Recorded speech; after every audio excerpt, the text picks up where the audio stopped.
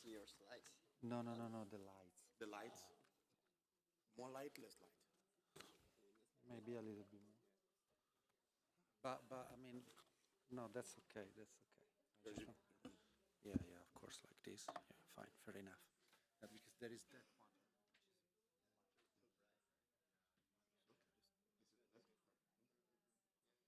Good to go. I'll be coming.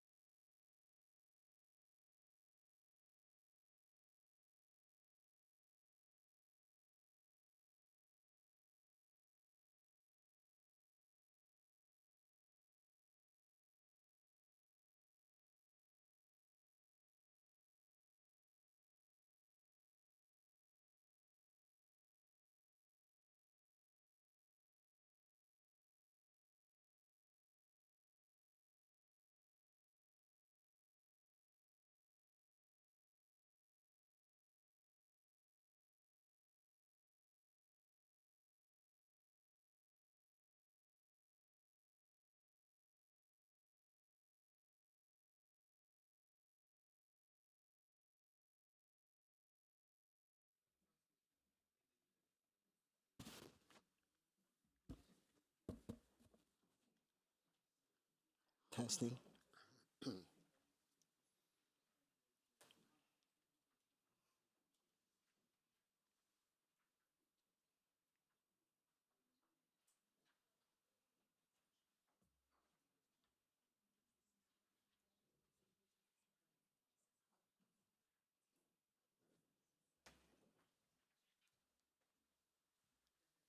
So, hello. A very good morning to everyone. Sorry for the delay. As you can see, we are waiting for people to come. I heard the traffic is not good today, so maybe some of the local participants, they are still on the way.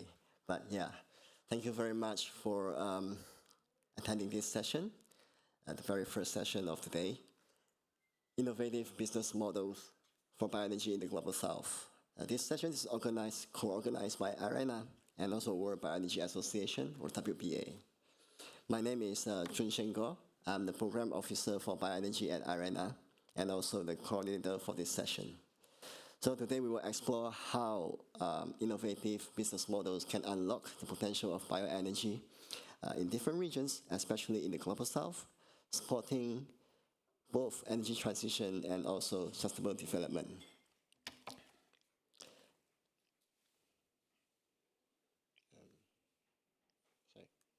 Okay. So to begin, we will have opening remarks from Ricardo Gorini, Head of Renewable Energy Transition Roadmaps and Bioenergy at IRENA. And then we will have individual presentations from our esteemed speakers, followed by a panel discussion about 30 minutes in the final parts of this session. So without further ado, let me invite Ricardo to officially kick off the session. Ricardo, please.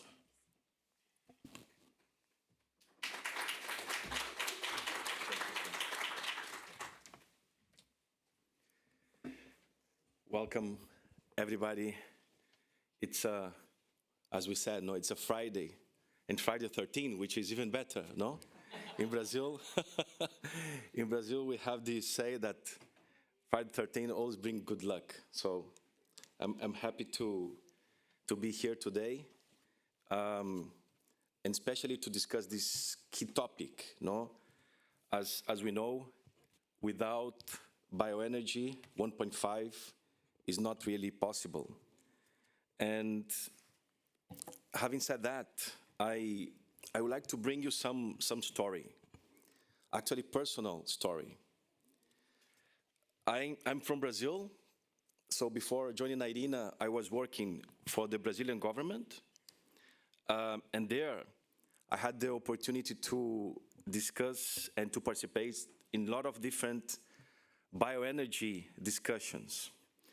But let me start with the early days, no? Not sure who knows, who has been to Brazil? If you can raise your hand. Okay, so 2, 3, 4. Good. So maybe you will recognize some of my I would say topics. But first, back on the 70s in Brazil, we had a very interesting program that was called ethanol program, where we discussed how to overcome the oil shock that we had back then. So that was actually one of the first programs that Brazil started on the bioenergy setting. Of course, I was not working back then, but that was the first contact I had early in my youth. So in Brazil, when we go to the fuel stations for filling the car, not sure if you know, but there are always ethanol in the car. Even if you buy gasoline, naphtha, there is a mix of 27% ethanol. So, as you know, we love drinking in Brazil, no? Also the cars. So it's really interesting to see that there is a massive program to produce biofuels in Brazil. That means that when you go for an innovation process, because the ethanol program was really an innovation, And this is one of the main messages that we have in this setting here in the 3 days discussions, is that it's always a systemic innovation, right? So when we discuss innovation, it's not just one aspect, technology related, business models related, or value chain related, or product related. So it's really something we need to look at the whole picture and understand how this can be moving forward. So I would like to connect that to our session today, because innovation as a key point is to deliver impact to society, no? So back to the story related to Brazil ethanol program. It was always something that Brazil was trying to get, was the social impact of the ethanol program. Back then, we had a lot of discussions, also in the energy planning office, which I had the pleasure to be part of the team, trying to understand what could be done in terms of social programs to really scale up the jobs, the quality aspect related to the biofuels programs. We had also the companies in Brazil, starting with Petrobras, with a lot of investment in research and development as well in the field, but also the companies related to the sugar and ethanol production that they all aggregated in one association that's called UNICA back then. So it was really interesting to see this ecosystem moving to produce the results needed to fill the cars. And talking about cars, we also had in Brazil a transformation in the car industry. I'm not sure if you know, but in Brazil we have the flex fuel car. What does it mean? The engine of the car can fuel ethanol 100% or 100% with 27% ethanol, gasoline. Meaning that, as I said, is a value chain innovation process. It's a combination of transformation in the whole industry.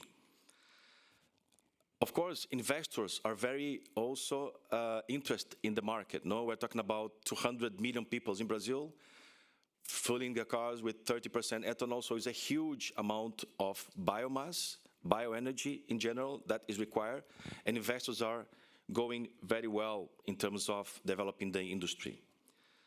We have international companies, national companies, so it's a very solid and innovative process.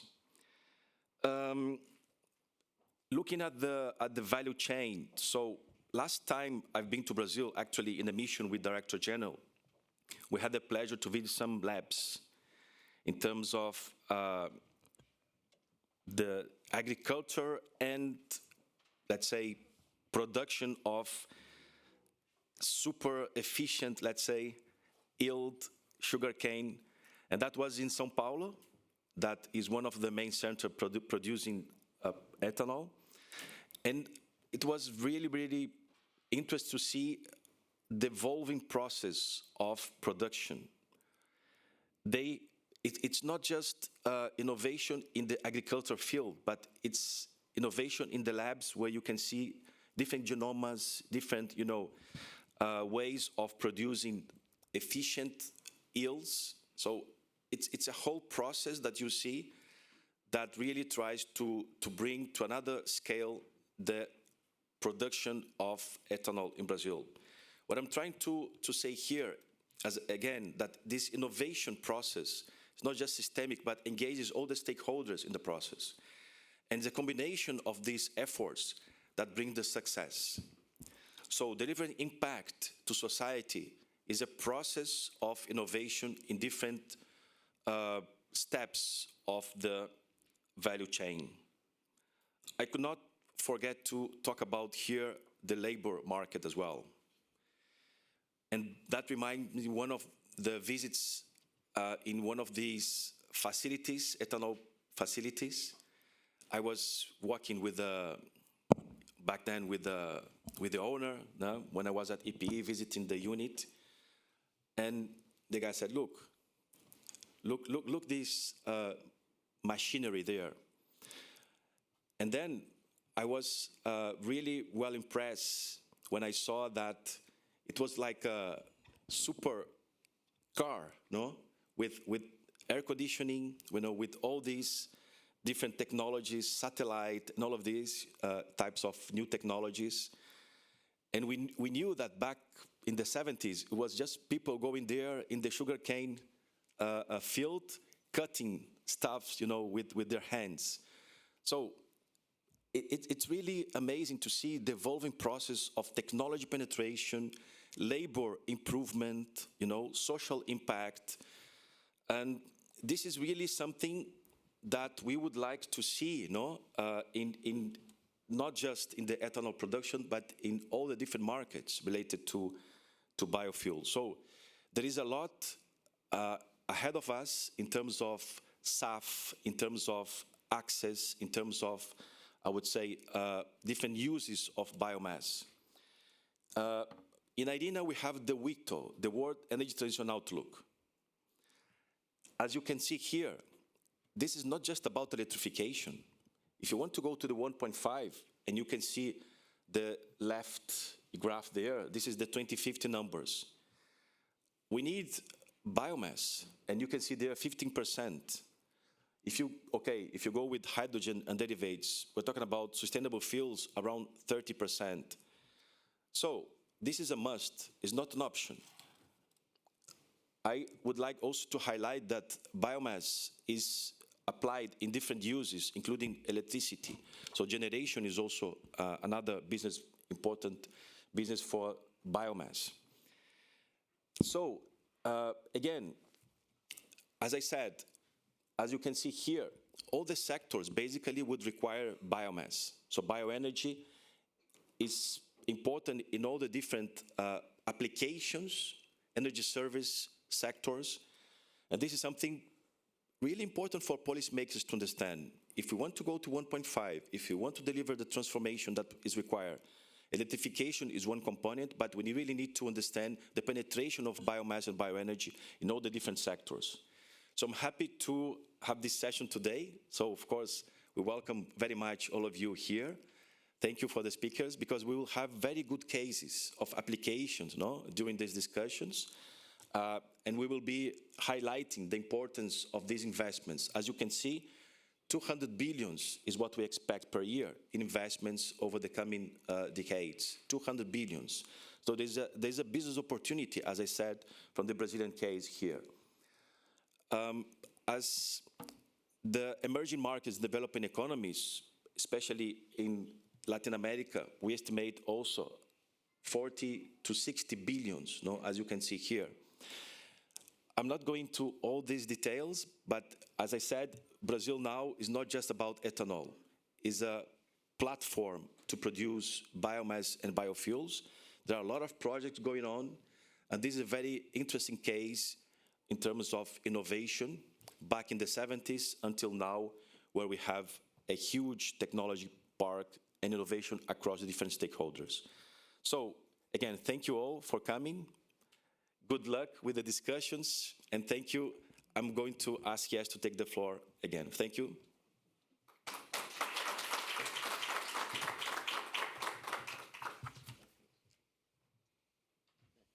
Thank you, Ricardo, for vivid examples from South America. I can already picture sugarcane field in my mind. Well, it's my pleasure to now invite Mr. Bharadwaj Kummamuru, Executive Director at WPA.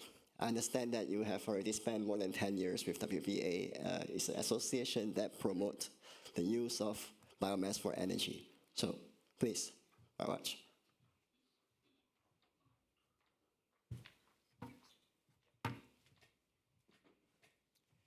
Hello? Yes, perfect. Thank you. Thanks a lot for, first of all, for inviting me to be here, and actually thanks for actually organizing a session on bioenergy. It's very important, as Ricardo's pointed out. If I have to pick, if I'm asked to pick a country which has the sort of a bioenergy powerhouse, Brazil would be the first example. So I was actually last year in Sao Paulo, and the scale of the bioenergy development There's some harvesters which harvest about 1,000 tons per day of sugarcane, which is a completely different world altogether. But it was a very good example for bioenergy. But I'm not talking about, I won't be talking about Brazil. If you haven't guessed it by my name, and I'm actually from India. My name is Bharadwaj Kummamuru. But as CS pointed out, I've been working with the World Bioenergy Association for almost 11 years now, slightly more than 11 years, which is a very long time. The World Bioenergy Association, we are an industry association based in Stockholm. And our mission is to promote the sustainable development of bioenergy technologies and solutions. We through it through knowledge, through data, through networking, but also advocacy, which forms a very important part of our work. I'll touch upon India, what's happening in India, and in this next 10 minutes or so give you basically three things. Number one, what's the current status for bioenergy in India? What are the challenges that we see for scaling up bioenergy in the country? And some innovation, because that is sort of the theme of this session. What sort of innovation is happening along the supply chain, which can help unlock the potential for bioenergy in the country? Very briefly, sort of setting the scene, the energy situation. If you look at the challenge that we have, one of the fastest growing economies with the largest population in the world. I think we crossed China last year. So it's a lot of people, a lot of energy demand.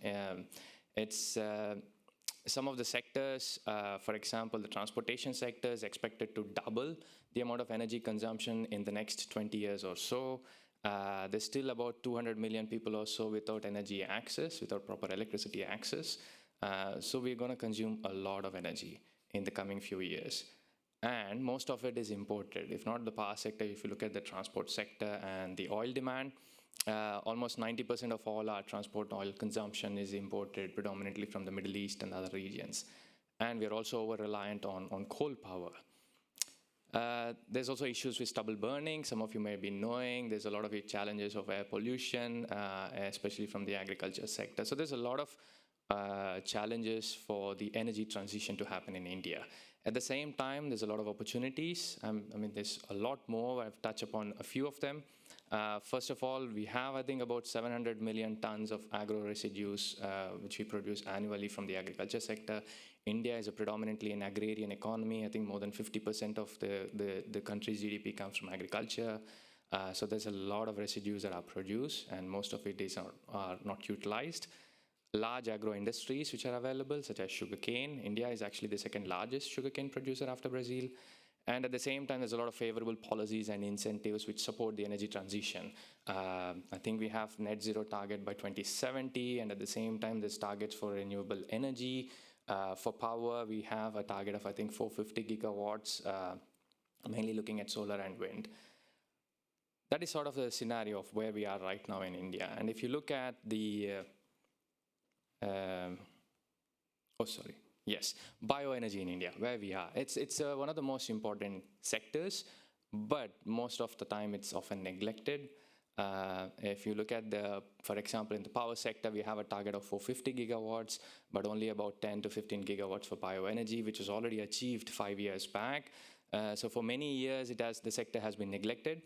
But right now, if you look at the total capacity, about 12 gigawatts of installed capacity, and as you see, only 1/4 of the available potential is utilized. So there's a lot more power from biomass that can be produced. Of that 12 gigawatts, almost 80 to 85% comes from the sugarcane sector. So if you are aware, bagasse, one of the primary byproducts, is burnt in the sugar mills to provide electricity, not just for the sugar mills, but also to the grid. 85% of that 12 gigawatts actually comes from the sugarcane bagasse sector. But there is a lot more opportunity. I'll touch upon that later. Most prominently in the power sector, we have a new target of 7% co-firing, which roughly translates to about 40 million tons of mainly agro pellets demand to meet that 7% co-firing. And to put that into context, the global production of wood pellets is about 55 million tons. So if you have to achieve that 5 to 7% target for power, we pretty much need all the wood pellets that are produced around the world. So it's a big challenge and a big opportunity. Same thing in the transport sector, we have a very slow uptake of biofuels. We had, I think, one of the earliest national biofuels policy was in 2005, which had a mandate of ethanol and biodiesel. But there was no progress which was done because of a lack of incentives. But there's been a sudden increase in ethanol consumption. We are right now consuming 15% in all our petrol at E15. And by 2025, we plan to go towards E20. There's also prominent developments in biogas as well. There's new schemes such as the Satat scheme, which envisages about 5,000 biogas digesters to be installed by the end of this year. There's also other sectors, private sector commitments. It's not just governments pushing the transition. One key prominent sector we see industrial decarbonization. There's a lot of companies in the food, agriculture, beverages, pharma, which have these net zero targets, and they want to switch from gas to biomass, and they see opportunity there. So that's sort of what's the status for bioenergy in the country. If you look at the challenges for scaling up bioenergy, because we are predominantly, when we talk of bioenergy in India, it's mainly agriculture. Some of the challenges include feedstock aggregation. We're not talking about a point source. We're talking about small-scale farm holders, like less than an acre, and you have to gather all that feedstock, which is currently not gathered and transported. So there's a lot of challenge for aggregation.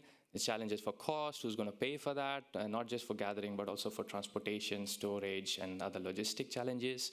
Quality is very important. When we talk of, for example, you talk of rice straw as an opportunity.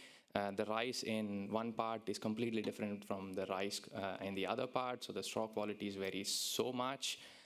So how do you standardize that? How do you make sure that it's fit for the energy demand? Seasonality, I think, is the same in every other country. We've got monsoons, we've got sunshine, we've got cold as well. How do you address the seasonality? Because some of these sectors need energy 24/7, 365.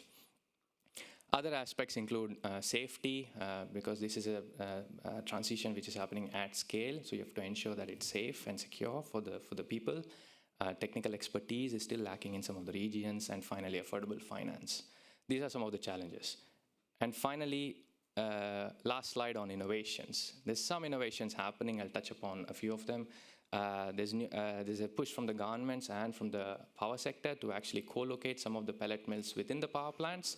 And there's finance available to actually do that. So that's one new innovation that's happening. Mobile pelletizers, because you talk of different fields. So there's new German technologies, for example, where you have these pelletizers which go around fields and produce pellets for the energy sector. So mobile pelletizers which can pellet right at the farms.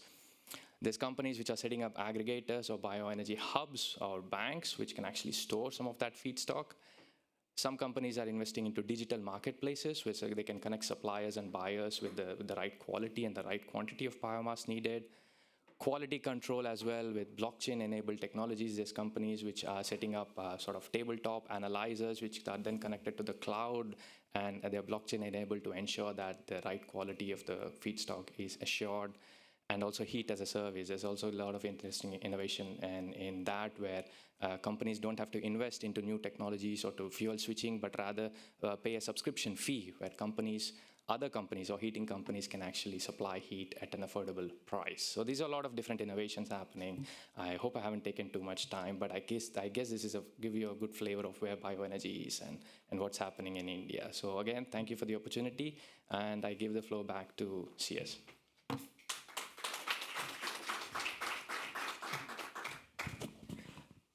Thank you, Bharadwaj. So we started in Brazil, and then we went to India, and now we're going to explore more places with Dr. Michela Morese. She's a Senior Natural Resources Officer and also Energy Team Leader at FAO. She has more than 25 years of experience in international relations in the field of climate change, energy, and also agriculture. So without further ado, please, Michela.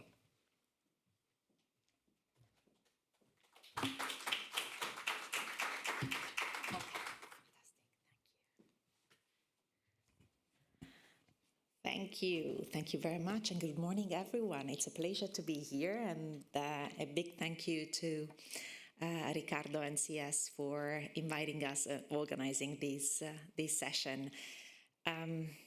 Okay, so I will give you an overview of a number of case studies that we have developed all over the world.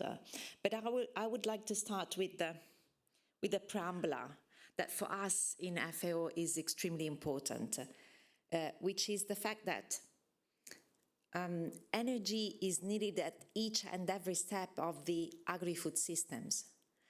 30% of the world energy consumed is consumed in the agri-food systems.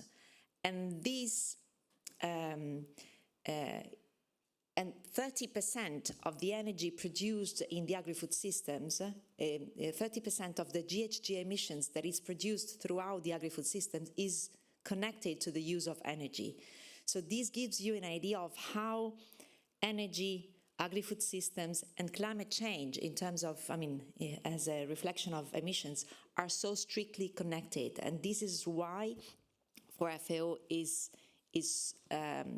of key importance to make sure that energy smart agri-food systems could represent and will represent solutions for a transformation of agri-food system in order to achieve the decarbonisation by mid-century. And it's important also to look at the agri-food system that you see on the slide. And it's important also to look at how energy solutions, smart energy solutions, could be opportunities for agri-food system, both if you look at energy that is for agriculture, and this is the case of solar, wind, and others that we also look at, that we also deal with. And then it's the energy that comes from agriculture through the use of agri-food system residues throughout the value chain, or resources throughout the value chain. And throughout the value chain, sustainability and efficiency are key, in order to make sure that we take out the best from the opportunities while also facing the challenges and reducing the risks.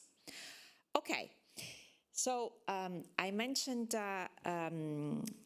bioenergy in particular, so it's energy from agriculture, but sustainability in the last 20 years in FAO has been at the core of our work. We have tools and metrics that allows us not only to do assessment on potentials of bioenergy, and this is the case of this assessment, which is an ex-ante tool that allows you to look at the natural resources available, do sustainability assessment, and give an idea of which kind of production is feasible sustainably in that specific context. So it's an ex-ante assessment. At the same time, we also look at existing value chains, bioenergy value chains. We go through the value chain and we use the GBEP, the Global Bioenergy Partnership Sustainability Indicators. You see they are 24, 8 under each of the 3 pillars of sustainable development. And we have the possibility to assess the sustainability of the entire value chain and give to policymakers recommendation on where performances could be improved in order to make sure that the value chain is further improved in terms of sustainability. For those who may not know, the Global Bioenergy Partnership, it's an international initiative that FAO is leading with the Secretariat based in the HQ in Rome since the very beginning in 2006. And these set of indicators, despite voluntary, is the wider set of indicators, globally recognized set of indicators for the sustainability assessment of bioenergy value chains. But now, after this overview, let's go to a number of case studies. I will give an overview from all over the world, and in order to give you also an idea of different kinds of bioenergy settings and applications in different parts of the world. Let's start with a couple of countries in Africa, Rwanda and Zambia. We did a sustainability assessment on in order to assess the sustainability of bioenergy production in the two countries from the use of various residues. So in Rwanda, it was using crop, livestock, and woody residues.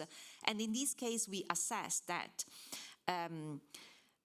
with the residues currently in the country through biomass pellets and biogas, the country could make best use of, could increase by 33% the use of this biomass for clean cooking fuels, for clean cooking. So 33% more clean cooking potential if they use these feedstock. And you see the kind of investment that would be needed, both in terms of biomass, by using biomass pellets, and in terms of using biogas as a source for clean cooking fuels. Then in Zambia is mostly the same, slightly different the kind of crops that we studied, and in this case, using briquette and biogas, we analyzed that the country could guarantee 12% more use of clean cooking by using these fuels, briquettes and biogas. And on the bottom of the slide, I'm sorry that there are the chairs and maybe you can't see the numbers. There are the investments needed, both in terms of kind of cost per ton per year by each of the three feedstock, and the total amount of investment that would be needed. So here you have an idea of a business case in Rwanda and Zambia as connected to clean cooking. Now we go next to a different kind of bioenergy source.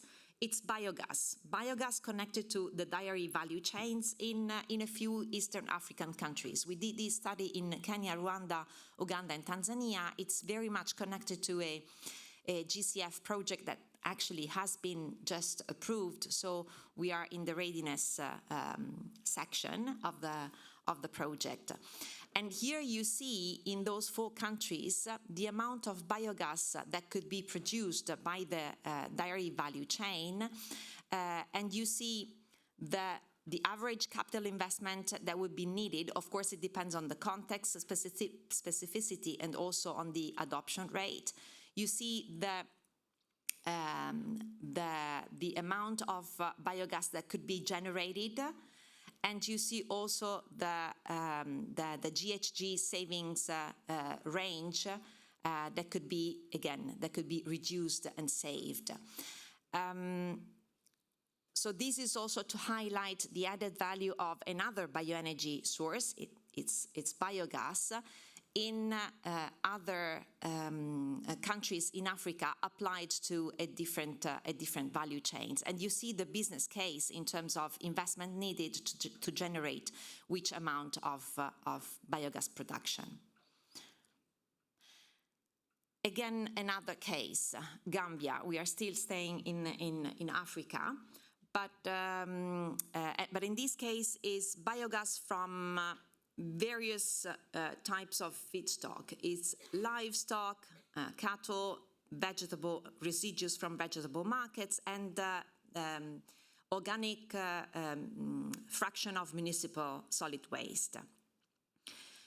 I won't go into the details of this table that gives you very important information, though, in terms of biogas potential.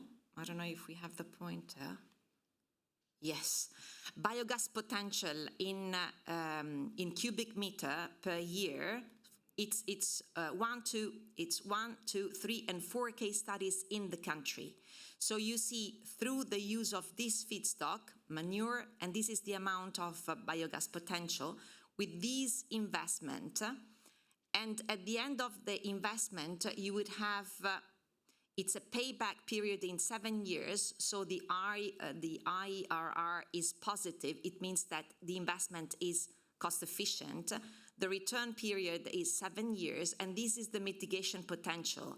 And if you consider the investment with the mitigation potential in terms of tons CO2 equivalent, you see that the carbon reduction cost of each ton of CO2 would be $13.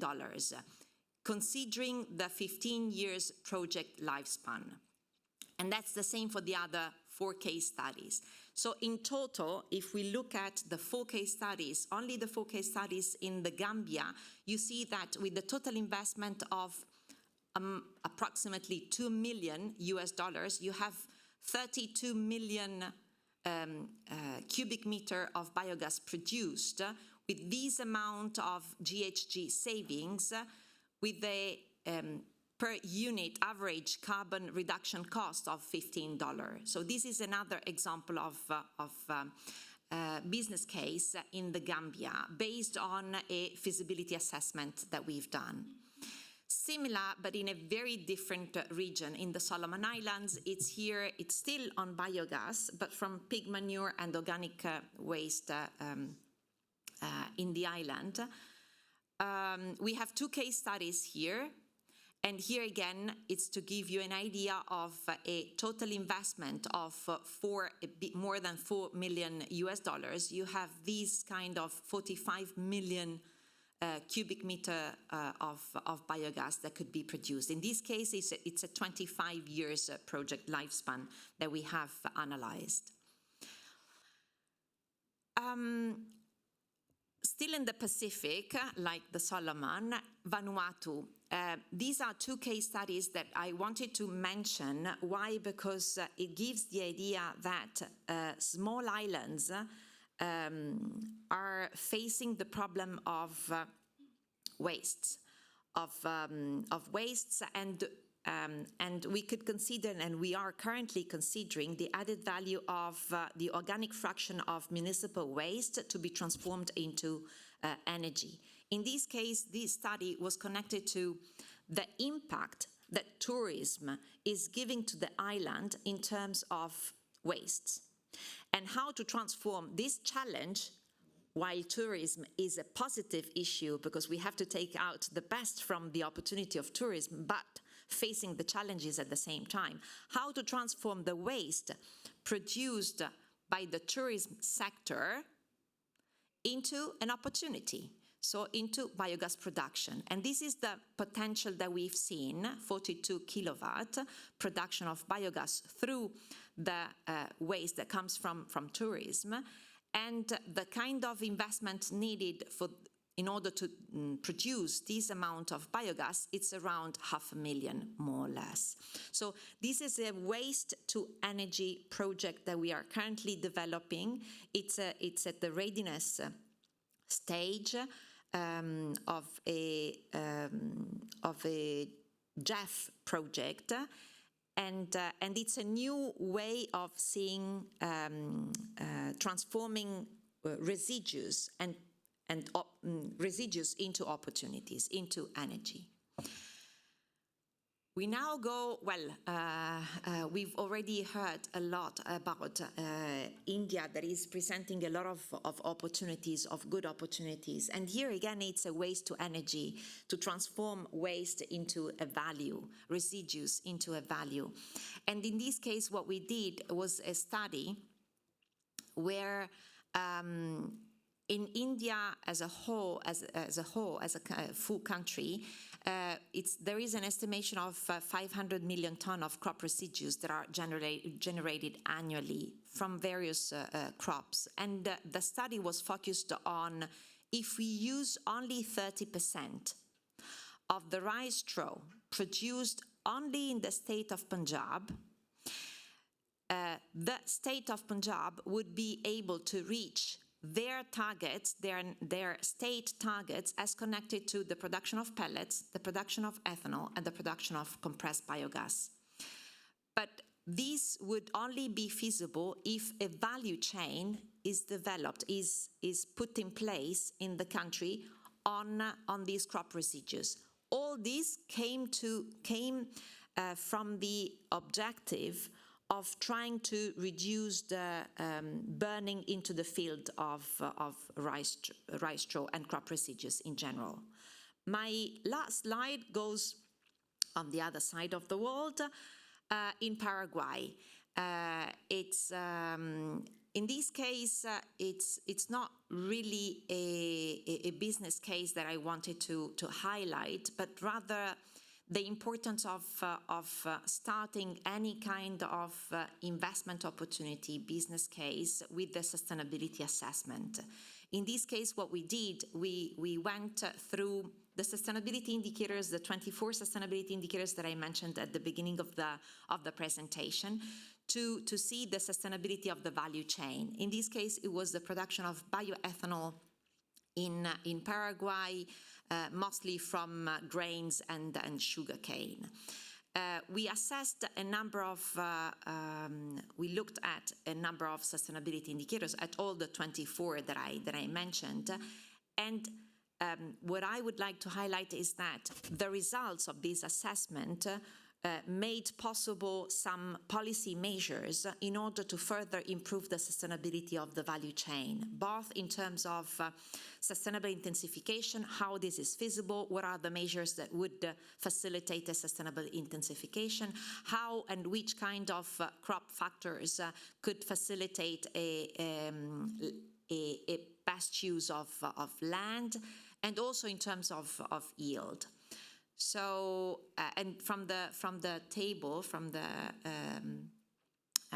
slide on the right side, you can see also the GHG emission saving potentials of sugarcane and maize that have different kind of GHG emission savings rate. I hope I've given a good overview from all over the world of different bioenergy opportunities and business cases. Thank you so much.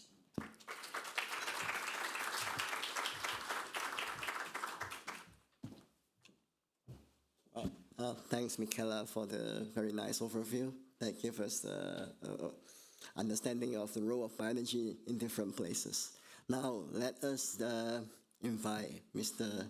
Gabriele Giannini to provide us a corporate perspective on bioenergy, please.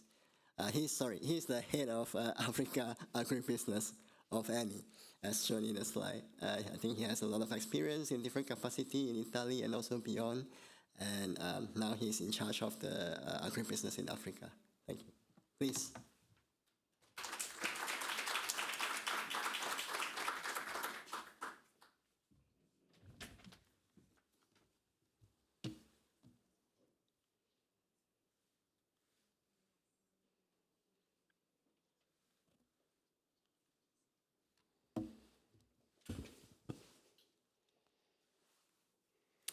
Thank you, CS. So, guten Morgen, bonjour, buongiorno, buenos dias. Good morning, ladies and gentlemen. And let me start with the fact that it's a true pleasure for me to be here with you today to introduce ENI Agri-Feedstock model. As you might be aware of, ENI is an integrated energy company which embraced the decarbonisation path to a net zero a few years ago, setting ambitious but reachable goals. We deeply believe that the fulfillment of such goals need a transition period. Unfortunately, it doesn't happen overnight with love, but that's not the case, and relies on several leverages. One of them is increasing the gas component in our energy mix and closing to zero the methane emission by 2030 in our traditional business, which is oil and gas. Expanding our energy production from renewables, investing in innovative technologies such as carbon capture and storage, but not forgetting the carbon offset projects, and finally, escalating biofuels production to a vertical integrated model which includes the production of the agri-feedstock. Let me now turn your attention to our agri-feedstock model. In general terms, ENI has developed a distinctive model of vertical integration for the production of vegetable oil, the so-called agri-feedstock, for biofuel production, starting from crop grown on degraded land, rotation with food crops, and from the enhancement of agriculture, industrial, and forestry residues. The extraction of vegetable oil for agri-feedstock takes place in industrial plants built by ENI. We call them agri-hubs, which basically are oil extraction plants, something very similar to a mill, or using those of third parties. Going into further details, starting from agriculture, it is worth it to mention that our crops are not in competition with food and that we entrust the farmer to cultivate their own land. Indeed, we do not own land in any country in which we operate. And in the process, we involve small farmers through aggregators, supporting them with agriculture inputs to cultivate non-food crop on degraded land according to the European Renewable Energy Directive and through technical support. And we also involve large farmers with cultivation of cover crops and intermediate crops. All these changes are ISCC certified. Finally, as Eni, we guarantee a market access for the farmers as Eni withdraws all the production. In some of our countries, we also collect agroforestry residues, such as rubber gum tree residues in Ivory Coast, to valorize them within biofeedstock value chain. Well, this is just an example. Basically, the fruits of the rubber tree, or called levea, they lay on the ground and they are wasted, okay? Instead of leaving them on the ground, cooperating with local cooperatives, we collect them and we squeeze in our plants and we bring them to the markets as agri-feedstock. It is easy to understand the socio-economic impact of our model, which, for instance, through an additional source of cash for the local farmers, allow the development of rural areas. From industrial perspective, which is complementary to the agriculture part of value chain, the seeds produced are crushed in Eni agri-hubs or through tolling agreements with third party, as I was mentioning before, and it depends on the availability and industrial maturity of the various countries we operate in. We produce vegetable oil, obviously, which is then shipped to Eni biorefinery system as biofeedstock, or cakes, which is valorized mainly locally as animal feed or fertilizer, contributing to food security. Even in this case, it is easily understood the positive socio-economic impact on local communities with job creation, know-how transfer, and broadly speaking, widespread economic benefits.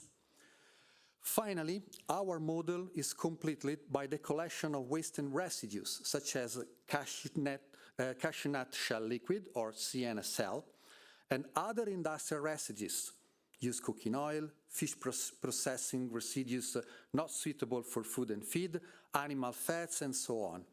And even in this case, these products are then delivered to our biorefinery system. The agri-feedstock model is low carbon, as we put particular emphasis in limiting the GHG emission throughout all the process.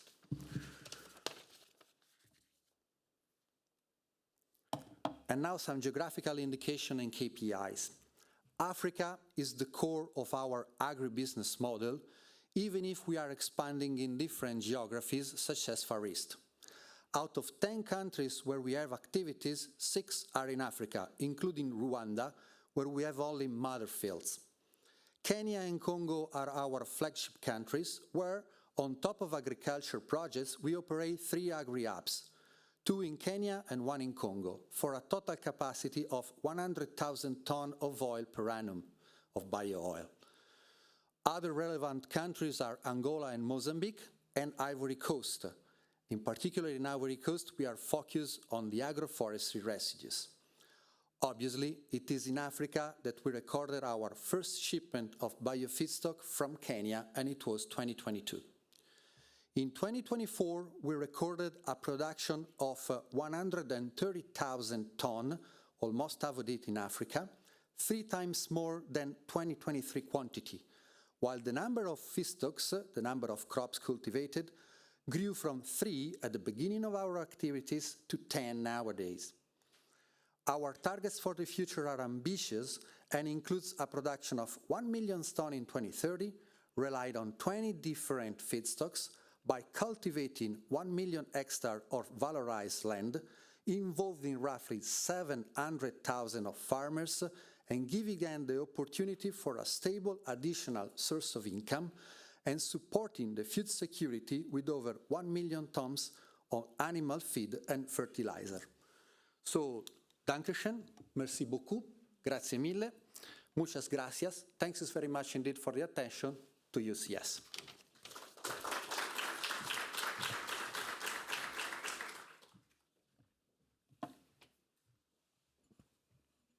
So, thank you, Gabriele. So now we will have Ms. Verena Brinkmann. She's an environmental scientist with GIZ, and now she currently holds the position as component lead, promotion of climate-friendly cooking, and also in Kenya and Senegal. Verena, please.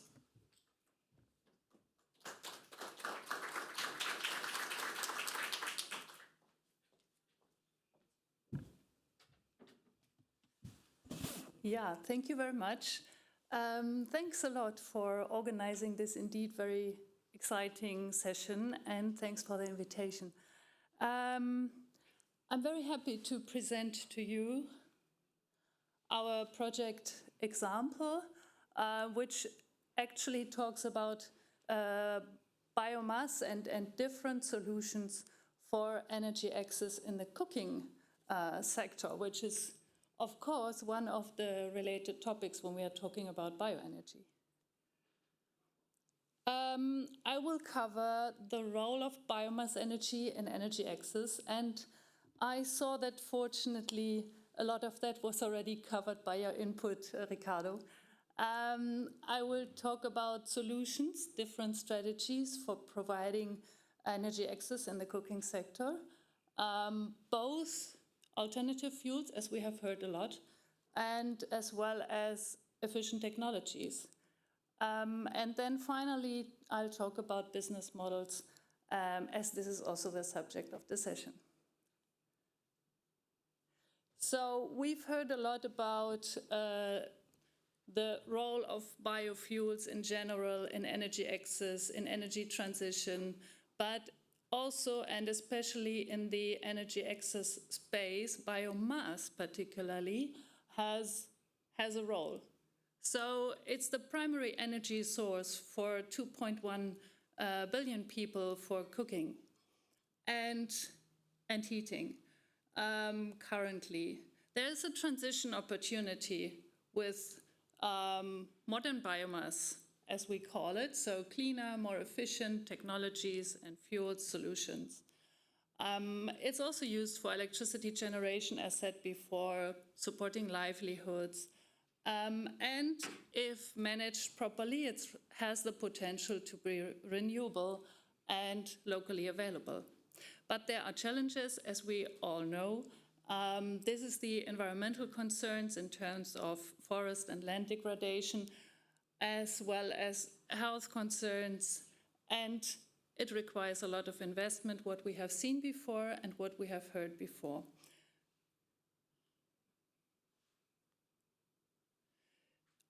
And as I mentioned earlier, I want to present to you two strategies to address these challenges, to provide solutions to these challenges. On promotion of alternative fuels, as well as accelerating modern biomass energy solutions. So I'm talking here and I'm presenting or referring to a larger program called Energizing Development. In brief, we call it EnDev. I'll say a few words about it in a moment. And this program contributes to the solution in both ways. Actually, it covers the entire cooking energy solution range of options with different fuels and different technologies, with the ambition to transition to cleaner fuels and to, ultimately clean fuels such as electric cooking, as well as leaving no one behind, which means we look at the portion of people that are still dependent on biomass energy and that are stacking with biomass energy. So the program, Energizing Development, it's actually rather a partnership than a program. It provides energy access in more than 20 countries and exists since 20 years. And we are contributing to the SDG 7. We have in the last 20 years, reached almost 34 million people with energy access. And as you can see from the numbers, 26 million of those have received access to modern cooking. And also in the share of social institutions and MSMEs, we see a lot of use of biomass and other cooking options. We saw some maps earlier. This is the map of our program, and you see where we are implementing energy access interventions. In all countries, we are working to promote access to modern cooking. In some countries, even with electric cooking, and in many of the countries, also access to electricity complementarily. When we talk about modern cooking solutions, as I said earlier, we are looking at the entire range of options, taking into account that biomass energy scarcity or overuse of biomass energy is our principal challenge when we talk about cooking energy. What we are doing is we are supporting and promoting efficient and cleaner stoves to use biomass, which is still used massively, but we are also promoting alternative fuels, as mentioned earlier, and here you see the range of options and also the dimensions.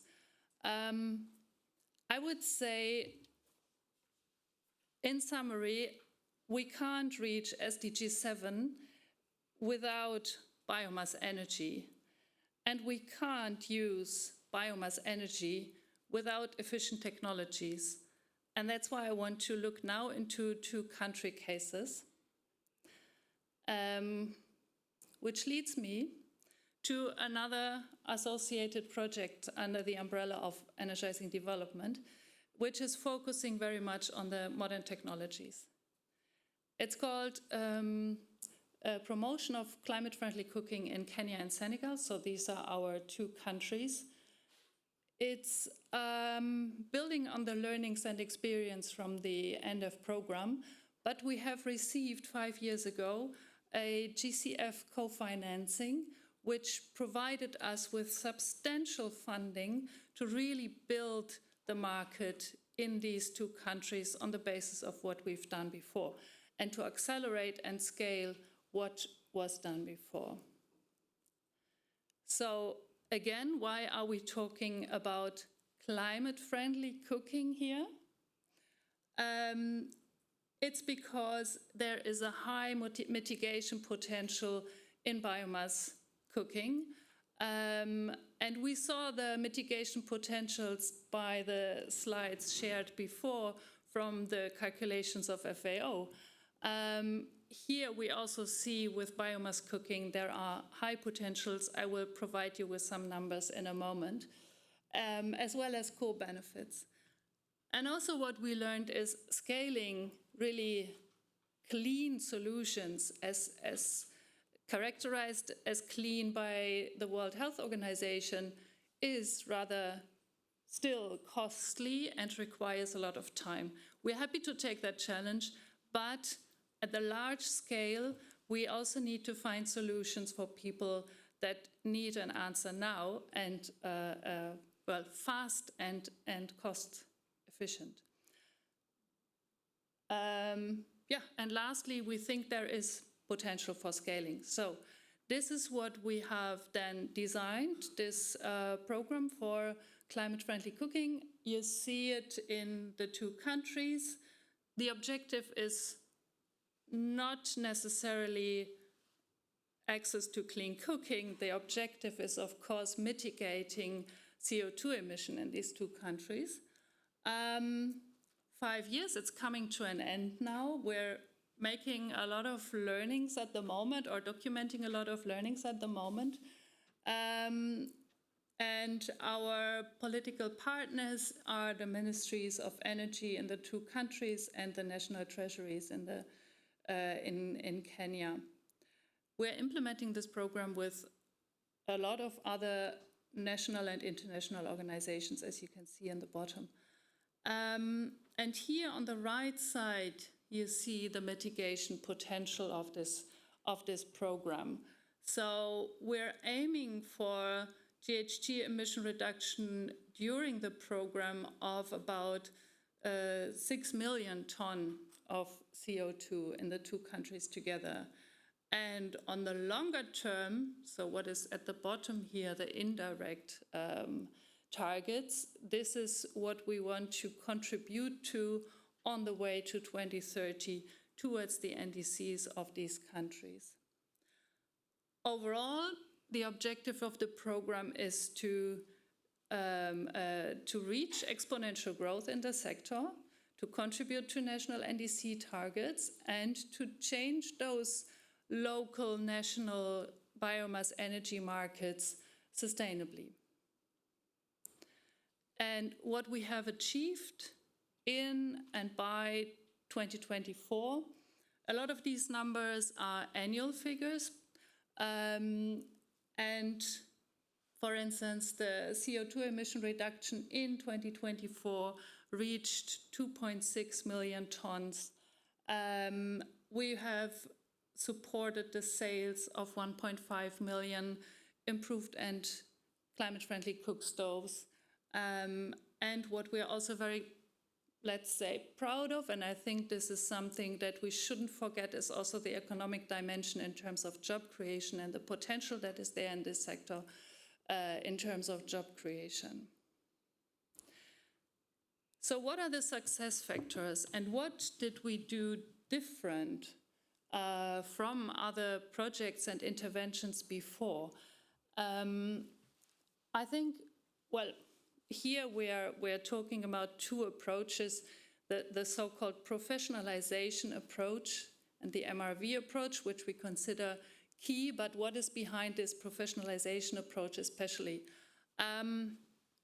As much as we think that for an innovation in the biomass energy sector, we need to work with a political partner and work on dedicated strategies for clean cooking, for biomass, for biofuels. That is something that is extremely important and was also done in the scope of this project. We also believe that it's extremely important to have quality standards in place and to have an orientation on quality standards, as well as to have the user readiness. But what we found was the key missing bit in these countries, and I think we see this also in the other biofuel solutions, is the supply chain for technologies.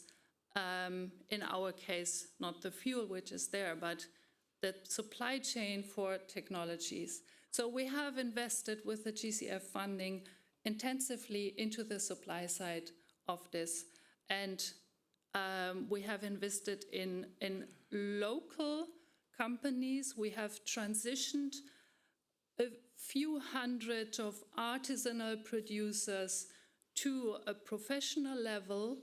We have identified those that have the capacity to grow further and to become independent, self-dependent businesses.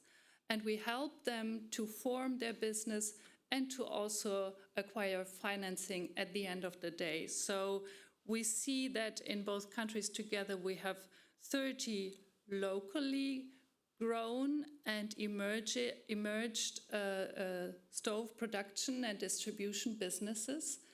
And 40 have made financial deals with banks already for credits to grow their business even further.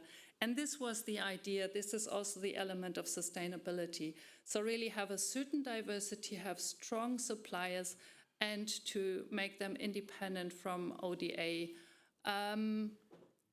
This is the so-called professionalization approach. It has elements of segmentation of producers. It has elements of provision of performance-based investment packages and support packages.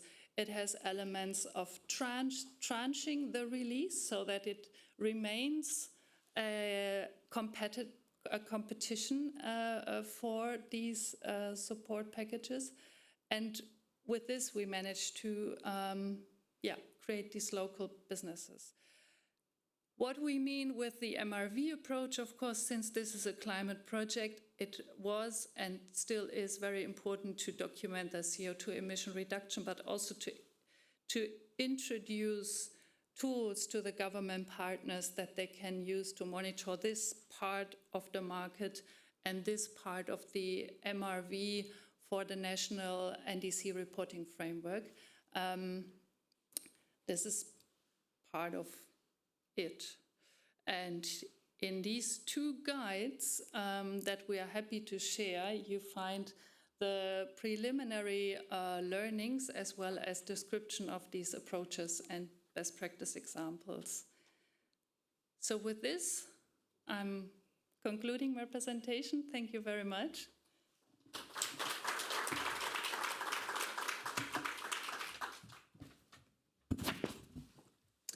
Thank you, Verena, for sharing your first-hand experience in Africa. This is really insightful. Now, we are moving to our last presentation. Before we move into panel discussion, I can see that there are more people in the room now. I hope you can stay with us a bit longer because we started late just now.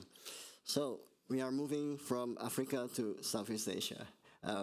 We have Dr. Ayaka Uke from Japan International Research Center for Agricultural Science. She is a researcher on converting biomass to biofuel and other applications through biological processes. Yeah, and please, okay, so.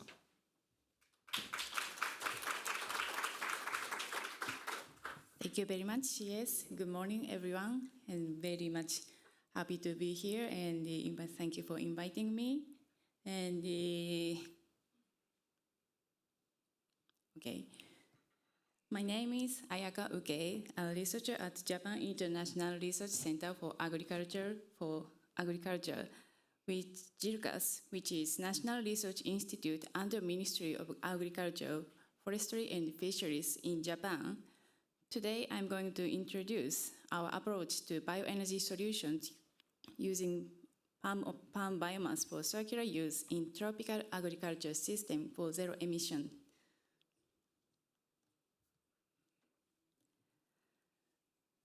So previous speakers already mentioned about the biomass residue, so that across Southeast Asia, we are also happening the same situation that the large volumes of lignocellulosic residues are generated by the agriculture industry as byproduct of crop cultivation and processing, particularly in the palm oil sector in Southeast Asia, especially Malaysia and Indonesia. So these residues are often left in fields or open boundary, causing air pollution, carbon emission, and soil degrading. Although the policies to phase out field burning are progressing, the long-term impact will depend on establishing scalable, sustainable alternatives for managing biomass with high carbon to nitrogen ratios. So the current residue disposal practices are not sustainable and demand urgent technology alternatives.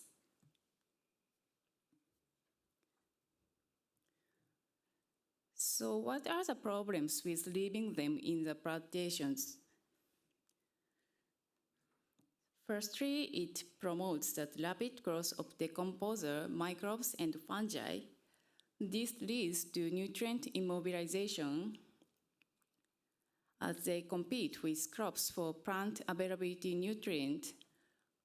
Consequently, young palms and other crops suffer from nutrient deficiencies, which leads to soil immobilization imbalances and reduces plant growth.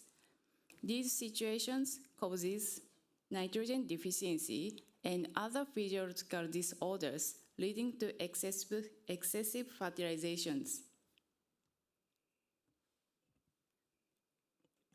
So this presentation outlines an integrated biotechnology approach to upcycling various palm residue into renewable energy sources and the soil improving product, which is biomass pellet, microbial saccharification, and soil enriching agricultural return.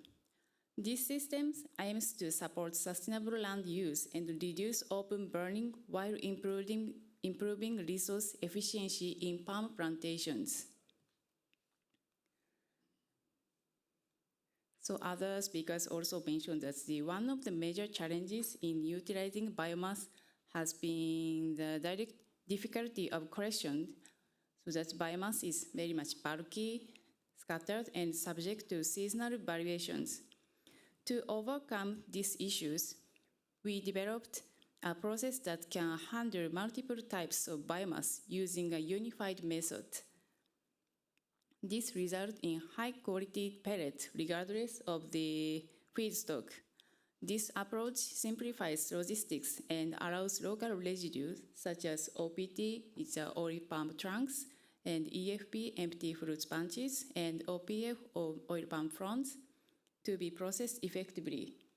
So that's not only OPT byproduct, but also the rice straw as well. So a flexible pellet system ensures continuous operation and maximize the use of the local available biomass.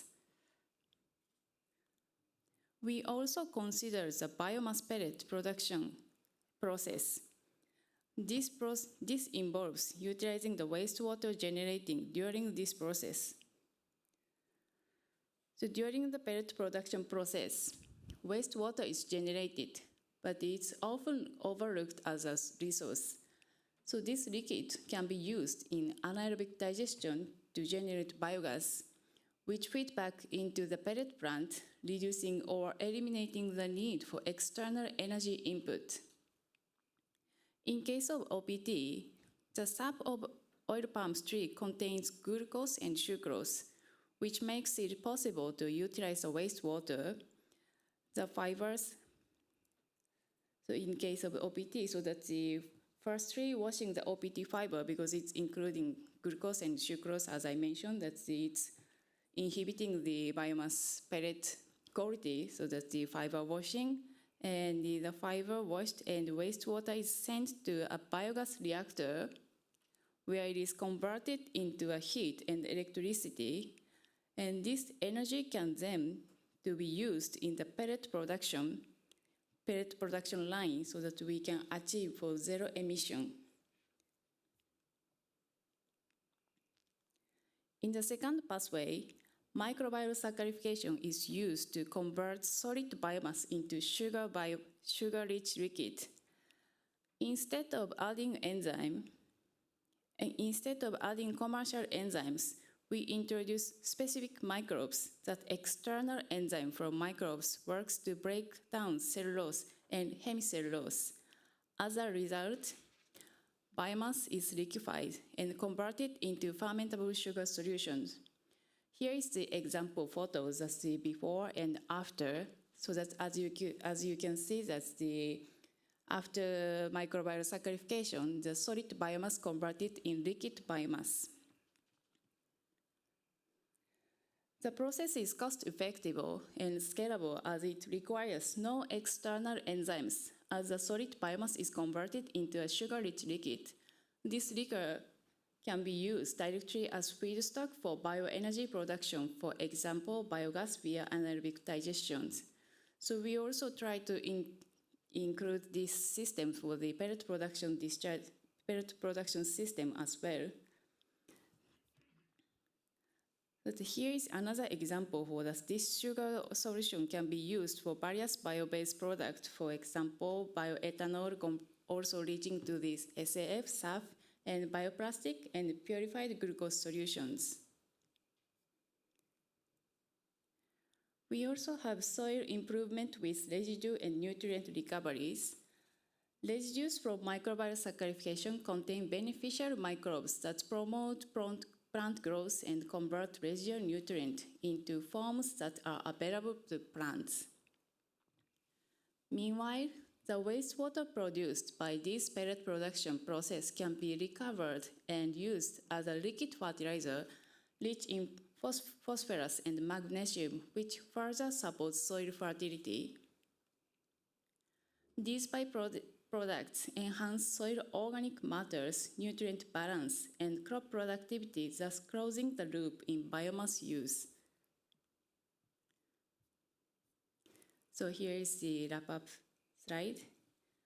For biomass upcycling practice and global relevance.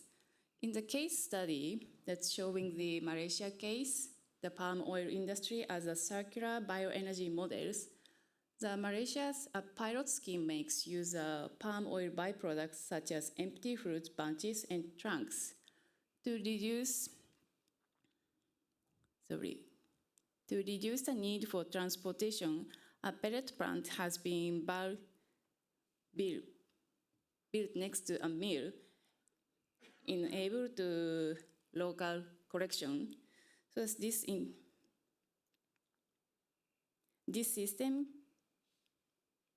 system combines establishing the biogas recovery and soil return in order to cover the residue into energy and soil improving output. And we also have the commercial pellet facility with a capacity of 20,000 tons per year is currently under consideration in East Malaysia as well. And for global context, decentralized biomass in the energy transition, the approach reflects the growing global focus on biomass to energy in the context of low carbon transition. Decentralized systems provide robust local solutions that promote climate objectives, improve access to rural and foster circular biomass, particularly in tropical regions. Thank you for your attention. Back to the CS.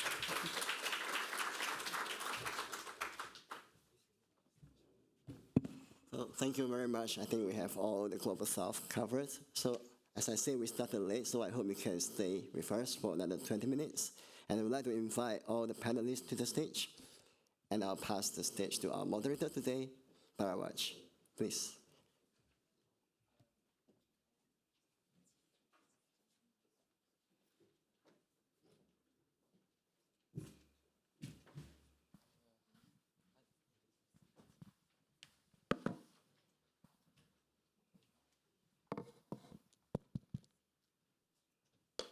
Perfect. Hello.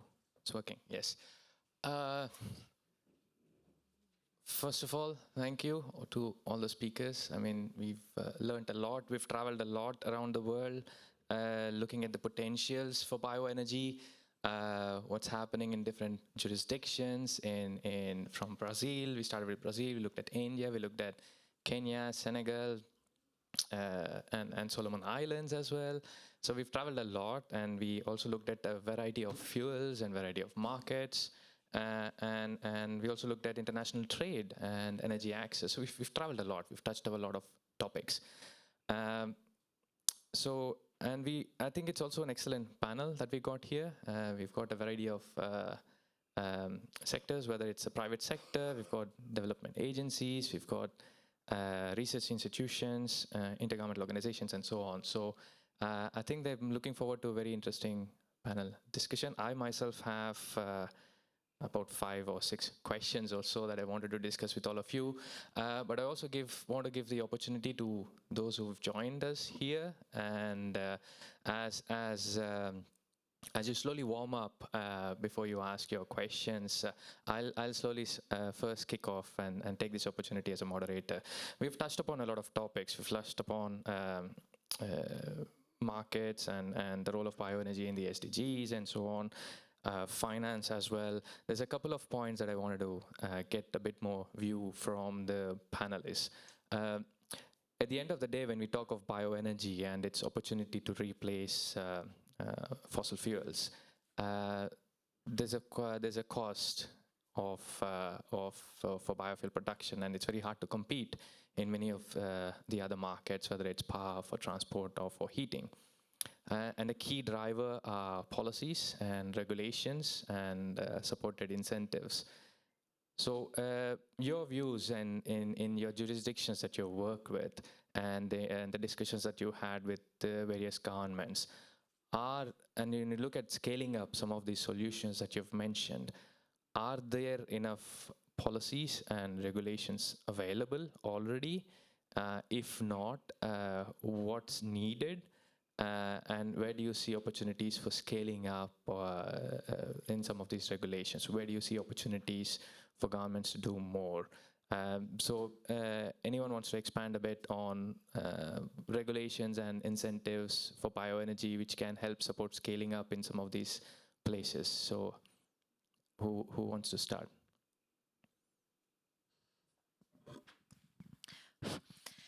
Thank you very much. So I will start, and I'm sure I will be followed up by other colleagues in the panel. So I would say that one element that I would like to highlight in particular is to make sure that appropriate policies are put in place and all the cascading positive effects are then put in place in terms of investments, is to make sure that sustainability assessment are put in place at the very beginning of the investment chain, let's say. Because each bioenergy energy investment is very context specific, and this has been raised in the various presentations. So it doesn't exist one fits all solution. So it has to be very fit for the purpose in order to take out the best from the opportunity of that specific context. Once the sustainability assessment is done, then informed decision is facilitated, and therefore the policymakers could take decisions in terms of policies that could facilitate and stimulate investment, and all will follow. So it's a kind of a cascading effect. But the first and foremost is to make sure that a context-specific sustainability assessment is done.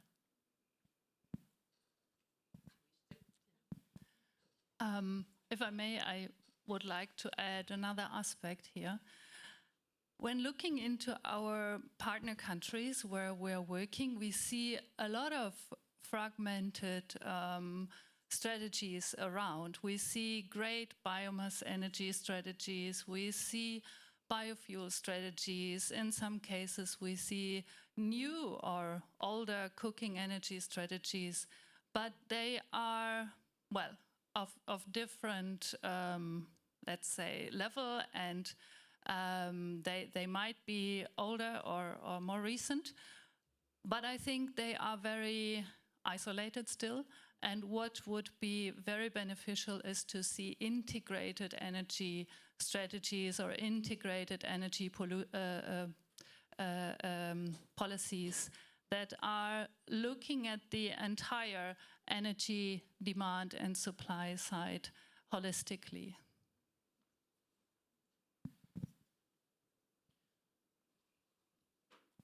You first. Thank you. Okay, so that's in case of Asia, especially for Malaysia, so that we have some strategies through frameworks such National Biomass Strategy, the Bioeconomy Transportation Program, and Biomass Industry Action Plan. These initiatives aims to unlock the economic value of biomass, especially from palm industry residues. Effectively, policy tools include investment tax incentives, feed-in tariffs for biogas, and public-private partnership, PPPs. However, it is increasingly evident that the private sector leadership is critical, not scaling technology development, but also for creating more momentum that can shape and accelerate policy development. Yeah, I just want to add on top of what has already been said, maybe a market view on that. So some policies can stimulate demand as well, right? Either through obligation or through incentives. I tend to prefer incentives than obligation, but that's my personal view. And that can have an impact, as I said, on demand and on the scaling up. I mean, the more you are obliged or incentivized to use bioenergy, the more you can produce, and that's how the market could expand as well. Perfect, thanks.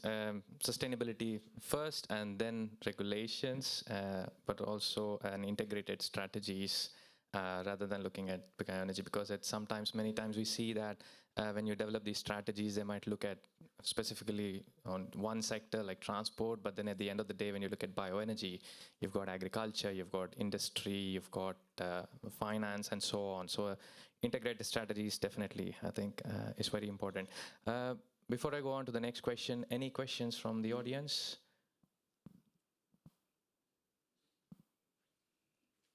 Yes, Ricardo. If I may, so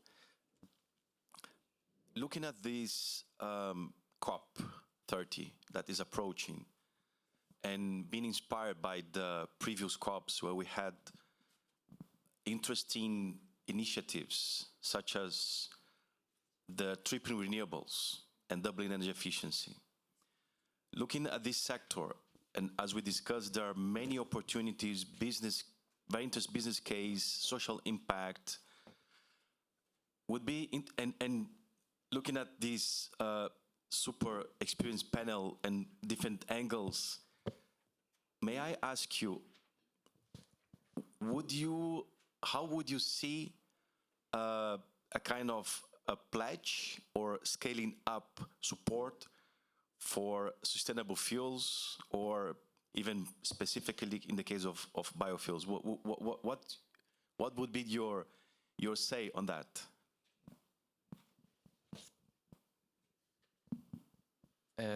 I can start mainly. I think it's very good that we had the tripling renewable capacity pledge in the official communication. I've been attending COPs for about 11 years, so quite a long time, and renewables were not part of the conversation for many years. And right now they're sort of front and center, so that's good, that the attention that they deserve. And to have these overarching international targets, which is good. It helps drive changes at the national level. But at the same time, we're completely supportive of having a sustainable fuels pledge, tripling biofuel capacities by 2030 or so, because we see a lot of these roadmaps which say we need that, but I think an international agreed upon target would be very good. But at the same time, we did a research, if you look at specifically biofuels in the transport sector, there's a lot of country mandates for biofuel blending which are not met. And we did an analysis and we looked at if you add up all the mandates for biofuels in different countries, 60, 70 more countries, then we would actually double the amount of biofuels that are actually in the production mix. So it's not just a challenge of mandates or targets, it's actually to implement these targets in these national jurisdictions. But definitely an internationally agreed upon would a target for sustainable biofuels or sustainable fuels would help push the momentum, because there's a lot of opposition in many other areas. That would be my take, but I don't know others if you have any views on that.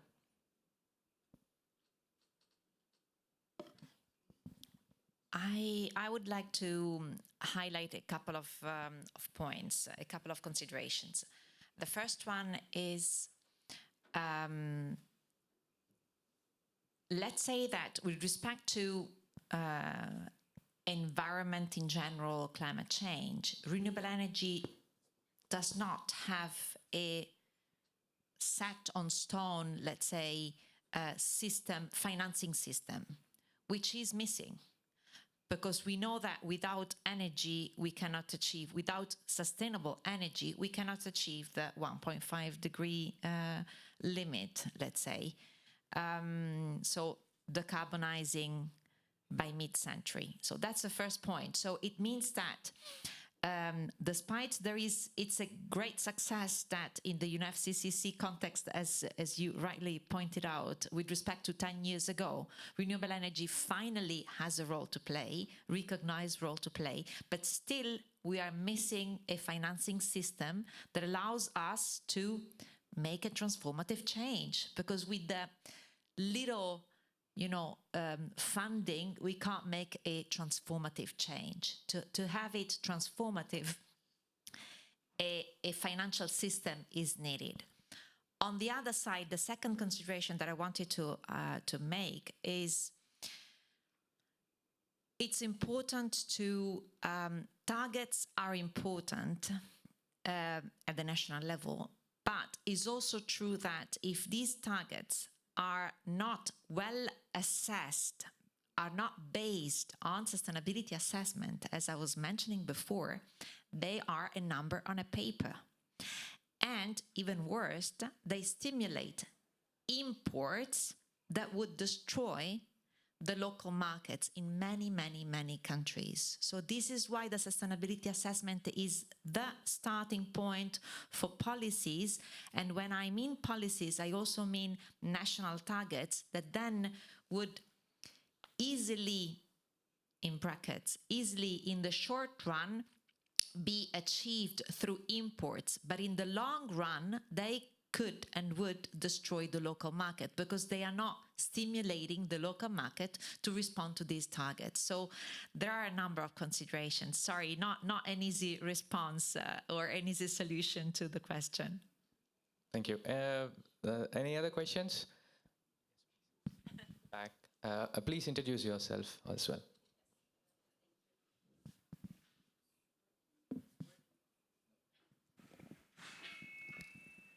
Hello? Yeah, it's working. Thank you.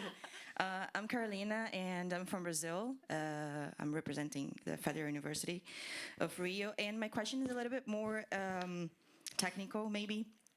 You've showed a lot of different countries, and how are these countries addressing specifically indirect land use emissions? I mean, what are the main challenges and what are the different criteria? Maybe FAO can better explain or maybe elaborate a little bit more about those challenges. I know that EU has a more advanced criteria and measures, so could you elaborate a little bit more about the Global South perspective? Thank you. Having a guess on the before question. I leave it to you. Okay. Thank you very much for the question. Yeah, definitely land use is one of the main, sustainability issues, and it's amongst the 24 indicators that I showed up in the screen. We have through the indicators we do have tools, let's say, to measure the land use impact, but to be honest, it doesn't exist globally a one harmonized, recognized tool to measure the land use impact. We've been working on this in the Global Bioenergy Partnership since mostly the beginning in 2006. We were waiting for the EU to give guidance or UNFCCC to give guidance, but as of today, it doesn't exist a one harmonized tool. So we do our assessment on the basis of our expertise that could be connected to land use, water use, all the expertise of FAO. But again, it doesn't exist a one tool, unfortunately. So the reply is we take out the best from the expertise of FAO in the various thematic areas that are cross-cutting with the land use issue, but not applying a one methodology only. Thank you. Just to expand on that, the iLook factor, I mean, it's a very, very big debate. It's been going on for 20 years or so. There's a lot of studies which show the iLook impacts, direct land use, easy to quantify and measure, and in many sustainability indicators. But iLook was one of the primary criteria for the EU, for example, to shift from, say, crop-based biofuels to waste and residues and advanced biofuels. But the challenge then becomes is that you lead to other complications when you start specifying particular types of feedstocks or pathways which are not so well developed. And the EU, for example, is facing significant challenges on it. It's an ongoing debate, ongoing research work on that. So it's still a very challenging question for biofuel pathways, the iLook impacts. But it's very important to ensure that we don't look at one particular indicator to have an impact on the whole sector, which is a challenge at the EU. I don't know if anyone else had an answer on iLook. No? Another question, I think there's one there, yes. Good morning. I'm God's Able from KUST, Ghana. I really appreciate the panel discussion on bioenergy. I've learned from the presentations that biomass or bioenergy is well harnessed when it's decentralized. And I wanted to understand how policies are put in place to make sure that places in the global south achieve the best from bioenergy without affecting their economy. Because I understand that you harness the resources and you use them well in that environment. When we talk of exporting these resources, we defeat the purpose of sustainability when we come to emissions, among others. I also wanted to understand from any point of view as to how they empower the farmers in the global south without affecting their ability to provide food for the population. Because I know that food production is an issue in the global south, not because the resources are not there, but the farmers are not enabled to produce these foods. And if you can enable them to produce energy crops, how doesn't it compete with their ability to provide food? Because if it's economical or profitable to produce energy crops, they'll be all tempted to do more of energy farming than food farming. I wanted more light on that. Thank you. Anyone from the panel? A very, very good question. Thank you for that. Thanks for the questions. I mean, no, it's really a mindset that we got in any no food competition, right? And first of all, what I was presenting before was focused on the fact that we just make non-food crops on degraded land, so land which is not suitable for agriculture, or in rotation with the food, which can be a benefit for the field itself, because the rotation of the different crops can enrich, let's say the soil. On the other side, you mentioned a little bit the socio-economical impact, and all the value chain can be beneficial, not only from perspective of farmers, where we supply them with agri input at the beginning, but even with mechanization if needed, tractors, but even with services along the value chain. And when I say services, I say if you got a tractor, you need someone who is able to drive. And so we put in place training for that. So it is not only focused on giving an income to the farmers and allowing them to carry on with their production of food, but exploring different alternatives, economic benefits. Verena, you were mentioning the professionalism. That's maybe another side of you in the professionalism, by allowing people learn some additional jobs. So on the side of food and on the side of economic benefit, that's the two elements that I have highlighted in my reply. Thanks. I hope I answered that question. Any other questions? I'm very mindful of that we are slightly overhead and we are eating into your coffee time, but I will have one final panel question, I think, on finance and investments. I think Ricardo pointed out in one of his slides that we need about 200 billion or so just for Brazil biofuel global development. So the question is, because when you look at bioenergy in the past, it's always been some models where for example, if you look at the cooking sector, they were mainly looking at donating cook stoves to a certain region, which doesn't necessarily work. At the end of the day, when you have to scale up bioenergy, you need a good economic case. You need a good market case for any pathways to sustain growth, but also to scale up in various jurisdictions. From your perspective and from what you've been working on, what do you think are the key hindrances or challenges for bioenergy to show that it's a bankable investments, and how can it unlock that various investments, whether it's private sector investments, public sector investments, or carbon markets, for example? You touched a bit on that. What's very critical for bioenergy to do to access and this finance to scale up? I could start by saying, looking at our experience and our examples, I would say one word, and that is scale. So I think when we have now started talking to banks, connecting the private sector companies, the local stove producing and distributing companies with banks and introducing their need for finance, they were coming at a different scale than they would have come 5 years ago. We are not talking about small scale production, small scale artisans and the likes, neither in fuel supply nor in technology supply, but we are talking about formalized, large, articulated businesses that have their business plan at hand and they know their business case and they are able to talk to banks and they are able to convince them. So their track records, their sales records, everything needs to be in place in order to convince the finance sector. And this has been a long way, and this came with some investment that we needed to make in that sector in order to bring the companies to this level. That's on the individual business side.